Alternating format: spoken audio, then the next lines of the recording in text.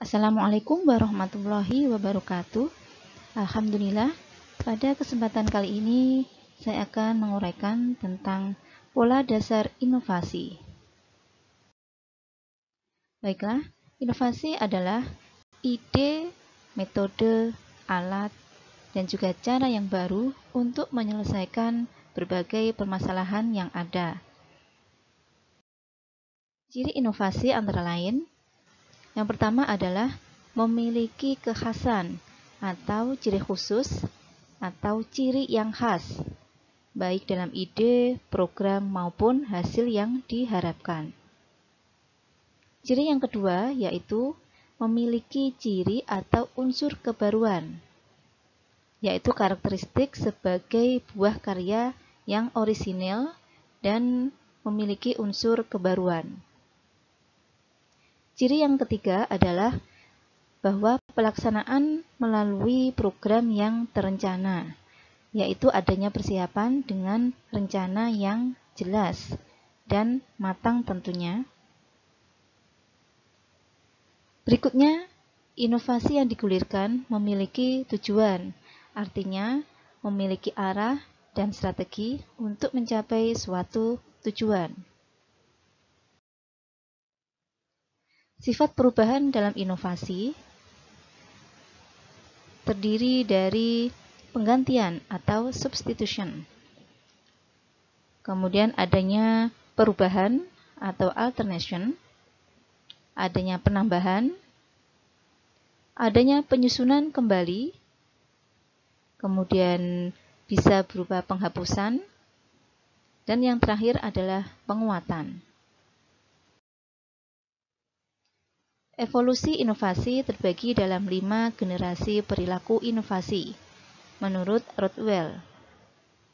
Yang pertama, generasi pertama inovasi disebut dengan teknologi push, yaitu area inovasi ini lebih menekankan sebagai pondasi dari revolusi industri.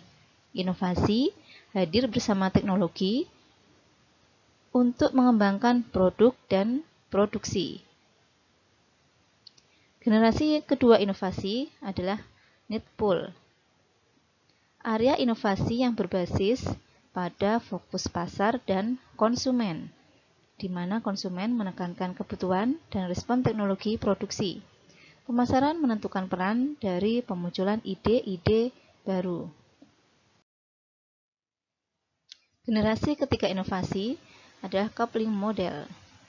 Area inovasi berkembang menjadi model pengelompokan. Pemasaran mungkin membutuhkan ide-ide baru, namun teknologi produksi memberikan solusi. Nah, alternatifnya, R&D mengembangkan ide-ide baru bagi pemasaran dengan feedback dari pasar. R&D dan pemasaran menyatu dalam hubungan yang kuat. Generasi keempat inovasi yaitu integrated model. Model inovasi yang terintegrasi menunjukkan R&D dalam pemasaran memiliki aktivitas yang terintegrasi bersama dengan supplier dan menghilangkan peran yang dikelompokkan untuk memimpin konsumen. Generasi kelima inovasi yaitu System Integration and Networking Model. Model inovasi yang dikembangkan dengan mengintegrasikan strategi mitra dengan supplier dan konsumen melalui sistem yang tangguh dan memiliki kolaborasi antara pemasaran dan penelitian yang kuat. Berikut ini 5 generasi model proses inovasi menurut Rothwell dalam Davenport. Untuk generasi pertama atau kedua itu dimulai pada tahun 1960-an. Kemudian generasi ketiga pada tahun 1970-an. Selanjutnya pada generasi keempat dimulai pada tahun 1990-an. Dan generasi kelima mulai tahun 2000. Model linier sederhana inovasi yaitu dimulai dari penelitian dasar, kemudian adanya permintaan, yang mendorong adanya penelitian terapan untuk menemukan sebuah teknologi. Jadi ada dorongan penemuan atau teknologi, kemudian adanya pengembangan atau percobaan. Ini berkaitan dengan tarikan kebutuhan, artinya dari konsumen membutuhkan adanya pengembangan. Barulah kemudian muncul inovasi. Jadi model linear sederhana ini merupakan alur yang menunjukkan proses sederhana dari sebuah inovasi, ya, mulai dari penelitian dasar dan juga adanya permintaan, kemudian adanya dorongan penemuan atau teknologi yang dimulai dari penelitian terapan, adanya riset, kemudian pengembangan, yaitu adanya uji coba, baru kemudian menghasilkan inovasi.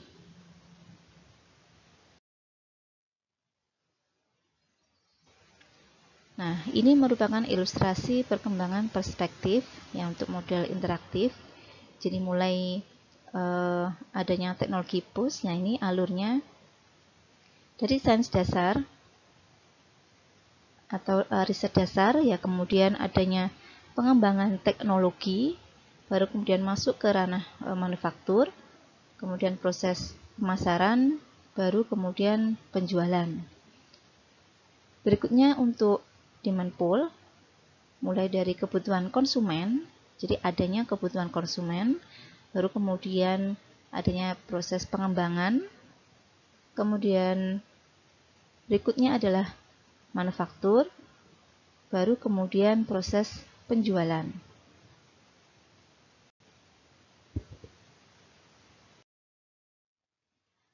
Jenis-jenis inovasi pada perusahaan, ada beberapa jenis inovasi. Yang pertama adalah radical innovation, perubahan total skala besar yang memiliki tujuan untuk menciptakan produk atau sistem yang baru yang tidak berkaitan dengan produk atau sistem yang lain. Nah, jenis ini merupakan jenis inovasi yang evolusioner karena perubahannya dengan skala yang besar. Berikutnya adalah disruptive innovation, yaitu penerapan teknologi untuk membuka pasar baru yang belum ada sebelumnya, yang sangat berperan dalam hal ini. Perusahaan akan mencoba untuk mendalami dan mengantisipasi perubahan pasar yang dinamis dan memberi variasi pada bisnis demi mengikuti perubahan zaman. Berikutnya adalah architectural innovation. Jenis ini hanya mengambil pengetahuan, teknologi, dan skill dari produk atau sistem sebelumnya dan menerapkannya di produk atau sistem dalam pasar yang berbeda. Hal ini dilakukan untuk meningkatkan jumlah konsumen baru di suatu pasar. Selanjutnya adalah incremental innovation, pemanfaatan teknologi dengan meningkatkan value produk yang telah ada dari sisi desain, fitur, manfaat, dan lain sebagainya. Merupakan kelanjutan dari praktek perusahaan yang sedang berlangsung.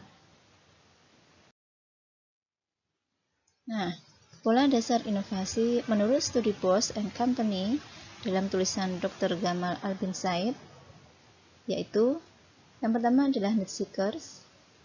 Inovator akan menggunakan feedback dari konsumen untuk menjadi dasar dan pertimbangan dalam menciptakan inovasi, sehingga melibatkan konsumen dalam penciptaan ataupun pengembangan inovasi. Berikutnya adalah market leaders, memiliki karakter menjadi pengikut tangkas di pasar dalam melahirkan inovasi. Selanjutnya, technology drivers, memiliki pola dasar mengedepankan kecanggihan teknologi sebagai dasar dalam berinovasi. Berikut ini contoh perusahaan yang menerapkan pola inovasi. Untuk need seekers, sebagai contoh adalah Apple dan juga Procter & Gamble, merupakan perusahaan yang mendapatkan pemahaman mendalam tentang kebutuhan pengguna untuk menginspirasi pengembangan produk baru. Untuk market reader, nah di sini termasuk Samsung sebagai perusahaan yang unggul dalam mengikuti tren produk baru yang sedang populer dengan produk yang bisa sampai ke pasar dengan cepat. Berikutnya adalah teknologi driver. Nah, ini contohnya adalah Google sebagai perusahaan yang mendorong keunggulan inovasi teknologi dan mencoba menemukan model bisnis yang layak sehingga bisa mengubahnya menjadi pendapatan dan keuntungan. Maka, pertanyaan sederhana untuk berinovasi adalah sebagai berikut. Ini dikutip dari tulisan Dr. Gamal Albin Said ya. Yang pertama adalah what's desirable to users? Jadi, apa yang diinginkan oleh pengguna? Pertanyaan berikutnya adalah what's viable in the marketplace? Yaitu apa yang layak di pasar. Pertanyaan berikutnya, what's possible with technology? Apa yang mungkin dilakukan dengan teknologi? Nah, pertanyaan ini bisa memotivasi untuk melakukan suatu inovasi sehingga bisa mendatangkan keuntungan ataupun mendatangkan solusi ya atau penyelesaian dalam berbagai permasalahan. Apa saja dilema dalam penerapan inovasi? Yang pertama adalah seed versus width. Ya, ini banyak ide tentang pemanfaatan usulan teknologi, namun dihadapkan pada pertanyaan, apa manfaat dari usulan teknologi ini terhadap perusahaan? Kemudian jenis mana yang akan digunakan? Atau mana pula yang akan diabaikan? Kemudian experience versus inisiatif. Bila mana telah diterima suatu usulan, ya, maka persoalan yang muncul adalah, nah, siapa yang akan melaksanakannya? Berikutnya, internal versus external staffing. Dalam mengelola usulan teknologi, ada kalanya dihadapkan pada pilihan penggunaan karyawan internal ataukah eksternal. Berikutnya, building capabilities versus collaborating. Yaitu usulan teknologi juga membutuhkan kapabilitas dan kemahiran yang berbeda. Jadi adanya kemampuan yang berbeda ya, bukan hanya biaya saja yang dibutuhkan. Kemudian incremental versus primitive launch. Nah, ini perusahaan harus mempertimbangkan apakah usulan yang diterapkan perlahan-lahan sehingga tidak menimbulkan risiko atau biasanya disebut incremental. Sementara primitive adalah penerapan yang langsung dilakukan secara besar-besaran ya, tetapi dengan risiko yang besar pula. Nah, bagaimana peran manajemen?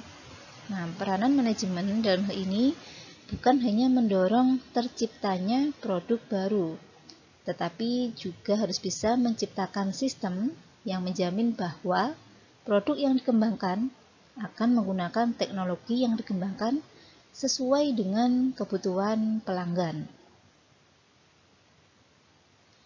Nah, adanya perspektif mengembangkan teknologi yang digunakan oleh korporasi tidak saja dari sisi produk, akan tetapi harus mempertimbangkan kenyamanan dan kebutuhan pelanggan. Nah, apa saja faktor yang mempengaruhi inovasi? Ada faktor eksternal. Yang pertama adalah lingkungan ekonomi. Jadi adanya pertumbuhan ekonomi, misalnya tingkat suku bunga. Kemudian pasar dan ketersediaannya. Kemudian karakteristik industri, apakah tumbuh atau jenuh. Kemudian adanya kebijakan pemerintah. Nah, ini berkaitan dengan peraturan-peraturan yang mendukung adanya inovasi. Kemudian faktor internal, yang pertama adalah karakteristik sumber daya manusia itu sendiri. Jadi kebutuhan SDM sesuai dengan kemampuannya, sesuai dengan kapabilitasnya. Kemudian juga struktur organisasi yang ada. Nah, ini berkaitan dengan pimpinan, kemudian dengan karyawan, dengan staf, dan lain sebagainya.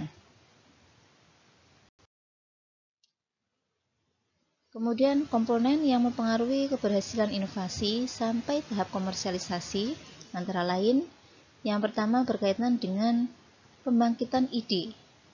Ya, kemudian adanya kemampuan dalam memelihara teknologi dan juga pasar. Yang ketiga, kewirausahaan. Kemudian yang keempat berkaitan dengan manajer proyek atau pimpinan. Dan yang terakhir adalah sponsor atau coach. Ini berkaitan dengan pembiayaan juga bisa, pendampingan juga bisa. Nah, pentingnya kompetensi teknologi dalam implementasi strategi. Ada 6 tahapan ya yang harus dilalui. Yang pertama adalah penciptaan ide, kemudian konsep screening. Jadi dari ide tadi dipilah yang mana yang paling tepat sesuai dengan permasalahan yang ada. Jadi solusinya yang mana? Ya, kemudian merancang. Jadi membuat perencanaan yang tepat. Kemudian membangun prototipe atau melakukan pengujian. Kemudian merancang produk akhir, yaitu rancangan final dan percontohan produk. Baru kemudian pengembangan bisnis baru.